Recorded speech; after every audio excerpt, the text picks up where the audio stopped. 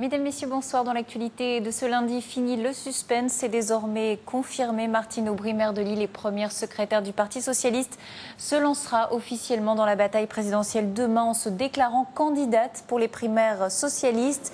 Tous les regards étaient tournés vers elle à J-1 cet après-midi à l'Hôtel de Ville au cours du dernier conseil municipal de la ville avant l'été. Depuis plusieurs semaines, plusieurs scénarios se profilaient sur la date et le lieu. Demain, 28 juin, c'est l'ouverture officielle du dépôt de candidature, preuve que la future candidate est fidèle au calendrier qu'elle a fixé. Et pour le lieu, c'est finalement de Lille, ville qu'elle dirige depuis 2001, que Martine Aubry fera cette déclaration à l'adresse des Français. Et comme rien n'est laissé au hasard, elle a choisi pour cela la gare Saint-Sauveur, une ancienne gare de marchandises transformée en un grand complexe culturel.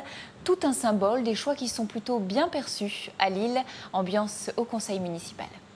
Il y a un éclairage sur la ville de Lille. Moi, quel que soit l'événement, je trouve ça bien. Donc voilà, il y a eu le foot et maintenant il y a la candidature de Martine Aubry.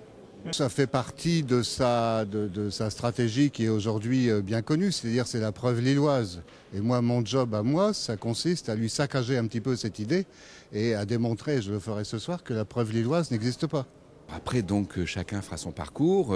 Nous avons un rendez-vous qui est la première étape, qui est le 9 octobre, premier tour d'élection à l'intérieur de la primaire. En ce qui me concerne, je pense que Martine est bien placée.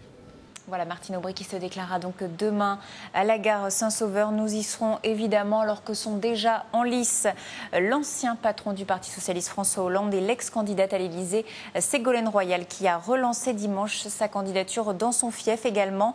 À noter aussi la présence d'outsiders, plutôt Manuel Valls et Arnaud Montebourg pour ces primaires.